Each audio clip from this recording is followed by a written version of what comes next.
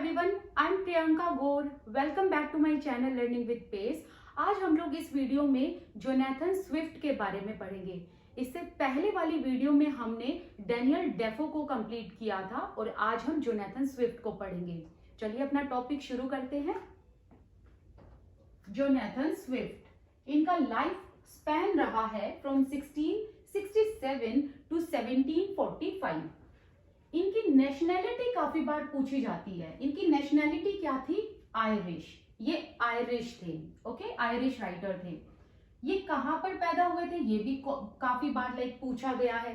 ये पैदा हुए थे डुबलिन में, और Dublin is a place in Ireland. कहां पर पड़ता है ये? आयरलैंड में, ठीक है। जोनाथन स्विफ्ट बहुत बड़े उच्च लेवल के सटायरिस्ट थे। दैट मीन्स कि इनको अपनी पोम से ज्यादा सेटायर्स की वजह से जाना जाता था। इन्होंने बहुत सारे एसेज लिखे और उन एसेज में इन्होंने लोगों में जो फोलीज प्रीवेल थी, फोली का मतलब क्या होता है? मूर्खता या lack of sense and logic और रीजन। तो सोसाइटी में जो प्रीवेलिंग मूर्खता थी एक तरीके की, उस पर इन्होंने रिडिक्यूल किया। जोनाथन स्विफ्ट ने रिलीजन की हाइपोक्राइसी को इन्होंने रिडिक्यूल किया अपने एसेज में। और ये पॉलिटिकल पैम्फलेटियर भी रहे हैं। दैट मीन्स इन्होंने पॉलिटिकल पार्टीज के लिए भी लिखा, मिनिस्टर्स के लिए लिखा, उनको सपोर्ट किया, and he vindicated the views of Tories and Whigs. लेकिन एक चीज यहाँ पर जानने वाली है कि जोनाथन स्विफ्ट कभी एक पार्टी में नहीं रहे। ये हमेशा स्विच करते रहते थे। पहले ये विग्स के लिए लिखते थे, फिर इन्होंने टॉरीज के लिए लिखना शुरू किया। हालांकि जोनाथन स्विफ्ट की इसमें कोई भी गलती नहीं है। क्यों? क्योंकि क्या होता था कि जैसे जैसे पॉलिटिकल पार्टीज चेंज होती थी, कभी टोरीज आ रहे हैं, कभी विग्स आ रहे हैं, तो जो भी मेजॉरिटी वाली पार्टी होती थी उसी के अकॉर्डिंग बहुत सारे राइटर्स अपने रिलीजन को चेंज कर लेते थे, मतलब अपने धर्म को चेंज कर लेते थे। दैट मीन्स कि उनके व्यूज भी चेंज हो गए। सो उसी तरीके से जो भी राइटर्स होते थे वो पॉलिटिकल पार्टीज के अकॉर्डिंग अपने व्यूज को चेंज करके उस पॉलिटिकल पार्टीज के व्यूज को विंडिकेट करते थे अपने पैम्फलेट्स में। और ऐसा ही जोनाथन स्विफ्ट ने किया था। पहले ये विग्स के लिए लिखते थे, बाद में इन्होंने टोरीज के लिए लिखा, और फिर इन्होंने विग्स के लिए भी दोबारा लिखना शुरू कर दिया। फाइन।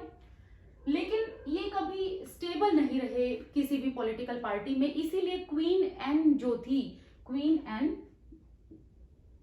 उनके तो ये काफी कट्टर दुश्मन थे, ठीक है। ये जोनाथन स्विफ्ट क्वीन एन के नेचुरल टारगेट थे, बिकॉज ये बहुत इनस्टेबल से रहते थे। चलिए नेक्स्ट लाइन है, जोनाथन स्विफ्ट जॉन ड्राइडन के कजन थे। जोनाथन स्विफ्ट जो है, इनको डुबलिन में एक चर्च है, सेंट पैट्रिक्स कैथेड्रल, यहां पर इनको डीन की पोजीशन मिली थी। और जैसे ही इनको ये डीन की पोजीशन मिली यहाँ पर चर्च में, तो इनका निक नेम पड़ गया डीन स्विफ्ट, ओके। अब यहां पर एंट्री होती है इनके अंकल की। इनके अंकल का क्या नाम है? Godwin Swift. और इनके एक और अंकल होते हैं जो इनके दूर दूर के रिश्तेदार होते हैं, सर जॉन टेम्पल। अब इनकी एंट्री कैसे होती है ये आपको पता होना चाहिए। देखिए, जोनाथन स्विफ्ट काफी पुअर फैमिली से बिलोंग करते थे। इनके जन्म होने से पहले कुछ महीने पहले ही इनके जो फादर थे उनकी डेथ हो गई। अब इनकी मदर के पास इतने पैसे नहीं थे कि वो जोनाथन स्विफ्ट को अच्छे से रेज कर पाए और इनका करियर बिल्ड कर पाए। इसीलिए इनकी मदर ने क्या किया कि उन्होंने जोनाथन स्विफ्ट को उनके अंकल जी, दैट मीन्स जो इनके मतलब चाचा जी टाइप लगा लो, गॉडविन स्विफ्ट के पास इनकी मदर ने जोनाथन स्विफ्ट को छोड़ दिया था। और वो खुद इनकी जो मदर थी ना इनकी, वो कहाँ चली गई थी? वो इंग्लैंड चली गई थी और इनको डुबलिन छोड़ दिया था। किनको? जोनाथन स्विफ्ट को, डुबलिन में गॉडविन स्विफ्ट के पास, ताकि जोनाथन स्विफ्ट की अच्छे से परवरिश हो और आगे ये यूनिवर्सिटीज में जाएं, अपना करियर स्टेब्लिश कर लें, ठीक है। और इनके जो मैंने बताया कि इनके थोड़े दूर के रिश्तेदार थे, ये सर जॉन टेम्पल, इन्होंने काफी हेल्प की थी जोनाथन स्विफ्ट की पढ़ाई में। फिर इनके बाद जो इनके बेटे थे सर विलियम टेम्पल, ये तो इनके पैट्रन थे। किसके पैट्रन थे ये sir William temple? Jonathan Swift के पैट्रन थे। ठीक है, एक चीज है, आप जब जोनाथन स्विफ्ट के बारे में पढ़ेंगे तो आप 3 नाम देखेंगे, टेम्पल टेम्पल टेम्पल, मतलब 3 ये सरनेम देखेंगे। तो आप इसमें कंफ्यूज ना हो, थोड़ा सा मैं इसको बता देती हूँ, एक बार मैं ये इरेज कर देती हूँ। देखिए क्या है ना कि जो ये सर जॉन टेम्पल हैं, इनके फादर का, ये जो सर जॉन टेम्पल हैं, इनके फादर का नाम भी विलियम टेम्पल था। ठीक है, और विलियम टेम्पल के ये बेटे थे John temple, John temple, actually sir John temple. और सर जॉन टेम्पल के जो बेटे थे ना, उनका नाम भी विलियम टेम्पल था, लेकिन आप कंफ्यूज मत होना क्योंकि इनके नाम के आगे यहाँ पर सर है। जो ये विलियम टेम्पल है, जॉन टेम्पल के जो फादर थे, इनके नाम के आगे सर नहीं लिखा हुआ है, ये ध्यान रखना। सर जॉन टेम्पल के ये फादर थे विलियम टेम्पल, और बेटे थे सर विलियम टेम्पल। और ये जो सर विलियम टेम्पल थे, ये थे जोनाथन स्विफ्ट के पैट्रन। ठीक है, क्योंकि बहुत सारे स्टूडेंट्स कंफ्यूज हो सकते हैं, इसीलिए मुझे लगा कि मुझे यहाँ पर क्लैरिफाई करना चाहिए। फाइन, चलिए आगे चलते हैं। सर विलियम टेम्पल, इन्होंने जोनाथन स्विफ्ट को एमए की डिग्री दिलाई थी, और बाद में जोनाथन स्विफ्ट इनके पर्सनल प्राइवेट सेक्रेटरी बन गए थे, जिससे कुछ एक पैसा जोनाथन स्विफ्ट के पास आने लग गया था। ठीक है, जोनाथन स्विफ्ट ने काफी सारे work as a pseudonym publish करे थे। स्यूडोनिम का मतलब क्या होता है? फॉल्स नेम, मतलब अपना नाम ना रख के कोई फॉल्स नेम लेकर अपने वर्क को पब्लिश करना। तो कौन से नाम थे? वो नाम आपसे पूछे जा सकते हैं, वो स्यूडोनिम्स आपसे पूछे जा सकते हैं। फर्स्ट है लैमुएल गलीवर, कई लोग इसको गुलिवर भी कहते हैं, कई लोग गलीवर भी कहते हैं, but the correct pronunciation is Gulliver. Okay, rest depends on you. Next है आइजैक बिकरस्टाफ, फिर है एम्बी ड्रेपियर। तो एक बार 1 बाय 1 इसकी भी बात कर लेते हैं, मैं इसको फिर से इरेज कर देती हूँ। ओके, चलिए सबसे पहले लैमुएल गलीवर के बारे में बात करते हैं। ये गलीवर्स ट्रेवल्स के प्रोटेगोनिस्ट थे एंड नरेटर भी थे, और ये एक फिक्शनल कैरेक्टर थे। ठीक है, ये एक फिक्शनल कैरेक्टर थे। अब बात करते हैं आइजैक बिकरस्टाफ की। इसमें इन्होंने जॉन पार्ट्रिज, जो कि बहुत बड़े एस्ट्रोलॉजर थे, उन पर इन्होंने अटैक किया था और उनके लिए प्रेडिक्शन की। और ये जो वर्क था, पहले मैं वर्क बता देती हूँ। ये जो नाम है आइजैक बिकरस्टाफ, ये है कौन से वर्क में? All fools day, all fools day.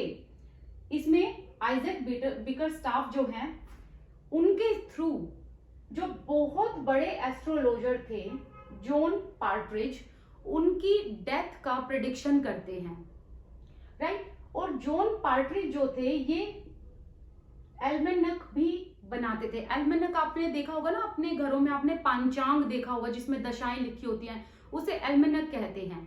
And after this work eventually Jonathan Swift forced John Partridge to stop publishing his almanac. Okay, next है एम्बी ड्रेपियर। ये 7 सीरीज ऑफ लेटर्स का work है और ये पब्लिश हुआ 1724 से 1725 के बीच में। फाइन, चलिए अब हम उस पार्ट पर चलते हैं। जोनाथन स्विफ्ट ने शेरिटन की पीरियोडिकल में भी अपना कंट्रीब्यूशन दिया है, और उस पीरियोडिकल का नाम है इंटेलिजेंसर। ठीक है, और ये जो पीरियोडिकल है, ये डुबलिन में ही पब्लिश होती थी, ये आपको पता होना चाहिए। नेक्स्ट है मास्टर ऑफ 2 सेटायर्स। जैसा कि हमने बात की थी अभी स्टार्टिंग में कि जोनाथन स्विफ्ट सेटायर्स के लिए फेमस थे, तो इन्होंने इन 2 सेटायर्स का भर भर के उपयोग किया है। ठीक है, जुवेनियल एंड होरेशियन। ये सर विलियम टेम्पल के प्राइवेट सेक्रेटरी थे, और कब बने थे? 1688 में बने थे। इसी टाइम पे जब ये सर विलियम टेम्पल के प्राइवेट सेक्रेटरी थे तो ये कहाँ रहते थे, मूर पार्क में रहते थे और वहां पर ये 1699 तक रहे थे। ठीक है, और ये कहां पर है, इंग्लैंड में। मूर पार्क कहां पर है, इंग्लैंड में। और इसी टाइम पर ये एक लेडी से मिले, इस्थर जॉनसन। जब ये सर विलियम टेम्पल के यहाँ रहते थे, उनके पर्सनल सेक्रेटरी थे, तो ये मिले थे इस्थर जॉनसन से। इस्थर जॉनसन जब जोनाथन स्विफ्ट से पहली बार मिली उस टाइम पर सिर्फ और सिर्फ ये 8 साल की थी। जोनाथन स्विफ्ट इनके ट्यूटर रहे हैं, इनके मेंटोर रहे हैं। और जैसे ही इस्थर जॉनसन अपने एडल्टहुड में आती है तो हमें Jonathan Swift and Esther Johnson का एक क्लोज बट एम्बिगुअस रिलेशनशिप देखने को मिलता है। अब मैंने एक वर्ड यूज किया एम्बिगुअस, दैट मीन्स कि इन दोनों का जो रिलेशन था, जोनाथन स्विफ्ट का एंड इस्थर जॉनसन का, इनका रिलेशन काफी सीक्रेट था। ऐसा कहा जाता है कि इन्होंने सीक्रेटली शादी भी कर ली थी, किसी को पता नहीं था। लेकिन ये चीज हमें कहां से कंफर्म होती है, जोनाथन स्विफ्ट के खुद के फ्रेंड से। ठीक है, और इसी टाइम पर ये जो है इस्थर जॉनसन के प्यार में पड़ जाते हैं। जब ये 8 साल की थी, जब ये थोड़ी सी बड़ी हो गई थी। ठीक है, इन दोनों के बीच में काफी एज गैप भी था। अब 1699 तक जोनाथन स्विफ्ट मूर पार्क में रहे थे। ओके, लेकिन इससे पहले ये 2 बार आयरलैंड चले गए थे। इन्होंने आयरलैंड विजिट किया था 1699 से पहले 2 टाइम्स। एक तो कब किया था, 1690 से 1691 तक, 1690 में ये आयरलैंड गए, 1691 तक वहां रहे थे। क्यों गए थे, रीजन क्या था? क्योंकि ना इनको एक डिजीज हो गई थी, जिस डिजीज का नाम है मैनियर डिजीज। क्या नाम है, मैनियर डिजीज। ये किस तरीके की डिजीज है? एक्चुअल में हुआ ये था इनको कि इनको बहुत ज्यादा गिडीनेस महसूस होता था, मतलब इनको चक्कर आते थे और ये कहीं भी फेंट हो जाते थे। और ये डिजीज इनको एक्चुअल में इतनी ज्यादा बढ़ गई क्योंकि उस टाइम पर वैक्सीनेशन वगैरह तो कुछ ऐसे होते नहीं थे। तो ये डिजीज इनको इतनी ज्यादा बुरी तरीके से इस बीमारी ने इनको घेर लिया था कि ये अपनी लाइफ के लास्ट पड़ाव पर जब थे ना, ये अपने जब जीवन के लास्ट पड़ाव पर थे, इनको short term and then long term memory loss हो गया था। ओके, तो यहाँ पर ये इसीलिए गए थे आयरलैंड क्योंकि ये अपनी हेल्थ इश्यूज से बुरी तरीके से घिरे हुए थे, इसलिए ये टेम्पल को छोड़कर यहाँ पर चले आए थे। लेकिन इनको फिर से एक डिग्री चाहिए थी एमए की। ये वापस इंग्लैंड आए और इन्होंने एमए की डिग्री रिसीव की। और एमए की डिग्री इन्होंने जब रिसीव की उसके बाद ये फिर से आयरलैंड चले गए। 1694 से लेके 1695 के टाइम पीरियड में यहाँ पर ये आयरलैंड में रहे थे। बट ये क्यों गए थे दोबारा से आयरलैंड? ताकि इनको ग्रेट अपॉर्चुनिटीज मिले। तो इस टाइम पर इनको किस तरीके की अपॉर्चुनिटी मिली? इनको एक चर्च में एज अ प्रीस्ट की पोजीशन पर इनको मतलब एक जॉब मिल गई थी। ये प्रीस्ट की तरह यहाँ पर काम कर रहे थे। इसी टाइम पे जब ये आयरलैंड होते हैं, ये एक लेडी से मिलते हैं, जेन वेरिंग, जिनको ये प्यार से वेरीना बुलाते थे। क्या बुलाते थे? वेरीना। जेन वेरिंग कौन थी? ये जोनाथन स्विफ्ट जो हैं उनके फ्रेंड की सिस्टर थी। ठीक है, जोनाथन स्विफ्ट के एक कॉलेज के फ्रेंड थे और ओल्ड फ्रेंड थे काफी। उनके फ्रेंड की सिस्टर थी जेन वेरिंग, जिनको जोनाथन स्विफ्ट प्यार से वेरीना बुलाते थे। और हमें देखने को मिलता है कि जोनाथन स्विफ्ट जेन वेरिंग से काफी ज्यादा अट्रैक्टेड थे। इन्होंने जोनाथन स्विफ्ट ने जेन वेरिंग को बहुत सारे लेटर्स भी लिखे हैं। हालांकि वो लेटर्स आज भी सरवाइव करते हैं और हमें ये पता लगता है कि जोनाथन स्विफ्ट ने इन लेटर्स में जेन वेरिंग के सामने अपने प्यार का इजहार किया था और इनसे शादी तक की बात भी रख दी थी। और लेटर में क्या कहा, जेन वेरिंग को लेटर में स्विफ्ट ने कहा कि अगर आप मुझसे शादी करेंगी तो मैं आयरलैंड रुक जाऊंगा, लेकिन अगर आप मना करोगी, आप रिफ्यूज करोगी, तो मैं आयरलैंड कभी नहीं आऊंगा। अब हमें नहीं पता कि जेन वेरिंग का क्या रिप्लाई आया था, लेकिन हम एक अजम्पशन ये लगाते हैं कि जेन वेरिंग ने रिफ्यूज कर दिया था ये ऑफर। क्यों? क्योंकि जोनाथन स्विफ्ट इनको ये लेटर भेजने के बाद वापस इंग्लैंड चले गए थे। इन्होंने आयरलैंड छोड़ दिया था जोनाथन स्विफ्ट ने। जैसा कि लेटर में लिखा था कि ये आयरलैंड छोड़ देंगे, ये वापस आयरलैंड नहीं आएंगे अगर ये शादी का ऑफर ठुकरा देती हैं तो। और हम ये अजम्पशन लगाकर चलते हैं कि जोनाथन स्विफ्ट ने आयरलैंड को छोड़ा, मे बी जेन बैरिंग ने इनका जो ऑफर है वो रिफ्यूज कर दिया होगा।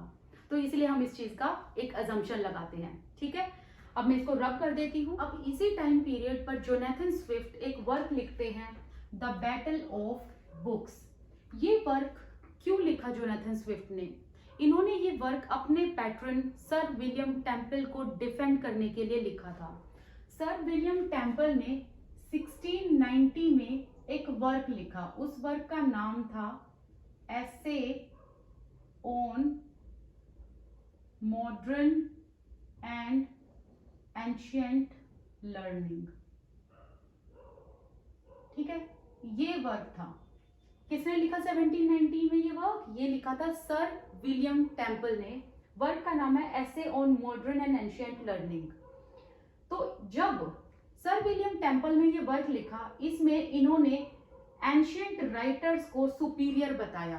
किसने? सर विलियम टेम्पल ने। जब ये वर्क लिखा, इस वर्क में सर विलियम टेम्पल ने एंशिएंट राइटर्स को सुपीरियर बताया। तो इसी वजह से काफी मॉडर्न राइटर्स भड़क गए थे।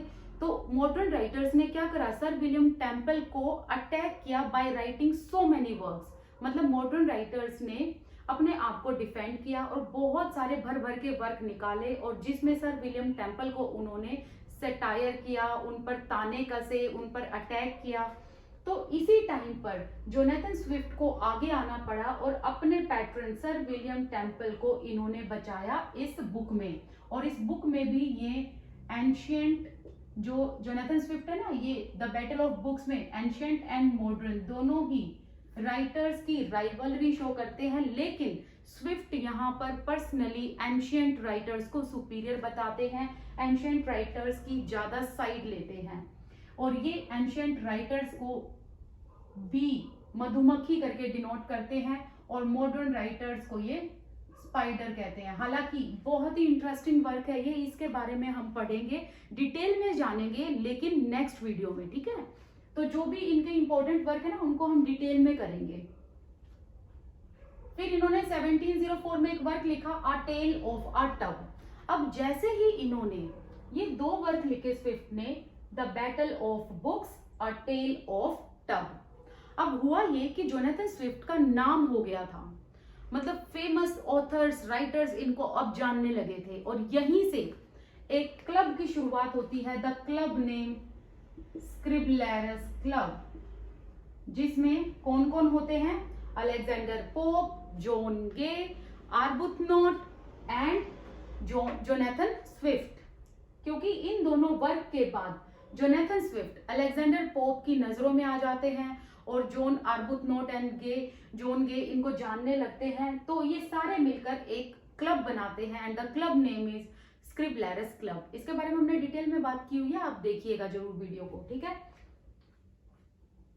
जोनाथन स्विफ्ट 1710 तक विग्स को सपोर्ट करते हैं। ठीक है, विग पार्टी को सपोर्ट करते हैं, लेकिन 1710 के बाद ये टोरीज को सपोर्ट करने लग जाते हैं।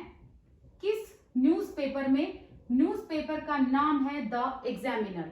द एग्जामिनर करके एक न्यूज़पेपर आता है। हालांकि ये न्यूज़पेपर जोनाथन स्विफ्ट ने फाइंड नहीं किया था, ये न्यूज़पेपर था जो the Examiner, it was founded by John Morphew, लेकिन जोनाथन स्विफ्ट द एग्जामिनर के एडिटर थे, ये इसमें एडिट किया करते थे।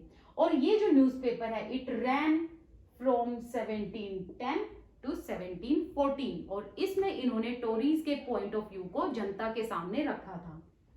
इनका नेक्स्ट वर्क आया 1711 में, the conduct of allies. The conduct of allies में ये विग को रिडिक्यूल करते हैं, विग गवर्नमेंट पर अटैक करते हैं, उनकी इनएबिलिटी पर अटैक करते हैं। किस तरीके की इनएबिलिटी? देखिए हो क्या रहा था उस टाइम पर, फ्रांस के साथ इंग्लैंड का वॉर चल रहा था, स्पेन के साथ वॉर चल रहा था, which is called Spanish succession war. ठीक है, तो ये जो वॉर चल रहे थे, प्रोलॉन्ग्ड वॉर्स, उस टाइम पर विग्स गवर्नमेंट से ये वॉर रुक ही नहीं रहे थे। सो इन बिटवीन टोरीज गवर्नमेंट ने क्या किया, इन्होंने एक सीक्रेटली मतलब छुप कर एक इलीगल नेगोशिएशन कर लिया फ्रांस के साथ मिलकर, जिसे कहा जाता है ट्रीटी ऑफ यूट्रेक्ट। ठीक है, अब जो विग गवर्नमेंट है उससे ये वो रुक नहीं रहे थे, तो विग गवर्नमेंट की इनएबिलिटी को शो करने के लिए और उन पर अटैक करने के लिए जोनाथन स्विफ्ट ने द कंडक्ट ऑफ एलीज को लिखा था। इसी टाइम पर ये एक और लेडी से मिलते हैं, हालांकि ये देखिए कितनी सारी लेडीज से इंफेचुएट होते हैं, यहाँ पर भी एक लेडी से अट्रैक्ट हो जाते हैं जिनका नाम था ईस्थर वेनोम राय। ईस्थर वेनोम राय। अब ये जो है ईस्थर, इनके लिए जोनाथन स्विफ्ट एक पोम लिखते हैं। पोम का नाम है कैडेनस एंड वेनेसा। अब इसमें पोम में जो ये नाम है ना वेनेसा, ये वेनेसा किसको रेफर किया गया है, ये रेफर किया गया है ईस्थर वेनोम राय को, क्योंकि ईस्थर वेनोम राय को जोनाथन स्विफ्ट प्यार से वेनेसा कहते थे। अब आप सोचेंगे कि वेनेसा का मतलब क्या हुआ एकदम से, मतलब ना तो नाम में और ना ही पेट नेम में जो जिस नाम से जोनाथन स्विफ्ट बुलाते थे इनको कोई मैच नहीं हो रहा है ना। लेकिन देखिए जो ये वर्ड है ना वेनेसा, यहाँ पर VA कर लेना, हाँ VA कर लेना, तो जो ये वर्ड है ना वेनेसा, इसको एक बार 2 पार्ट्स में डिवाइड करो, वैन एंड ऐसा। तो जो ये वैन है ना, ये है एस्थर का जो सरनेम है उसका आगे वाला पार्ट, और ऐसा जो है वो एस्थर का पेट नेम था। ठीक है, उनके घर का नाम था, तो इसीलिए जोनाथन स्विफ्ट इनको वेनेसा करके बुलाते थे। तो जोनाथन स्विफ्ट ने एस्थर वेनोम राय के लिए कैडेनस एंड वेनेसा करके एक पोम लिखी थी, और इस पोम के बाद जो ये एस्थर वेनोम राय है, ये जोनाथन स्विफ्ट के प्यार में बुरी तरीके से पड़ गई थी। ठीक है, चलिए नेक्स्ट है work an argument against abolishing Christianity. ये पब्लिश हुआ था वर्क 1712 में। फिर इन्होंने एक वर्क लिखा जिससे इनकी एक आयरिश पैट्रियोटिक चीजें सामने आती है कि हाँ ये आयरलैंड के लिए एकदम पैट्रियोटिक थे, वहां के भक्त थे मतलब उस कंट्री के। तो यहाँ पर इन्होंने एक वर्क और लिखा 1720 में ये वर्क आता है। वर्क का नाम है proposal for universal use of Irish manufacture. फिर इन्होंने एक और वर्क लिखा अ मोडेस्ट प्रपोजल 1729 में।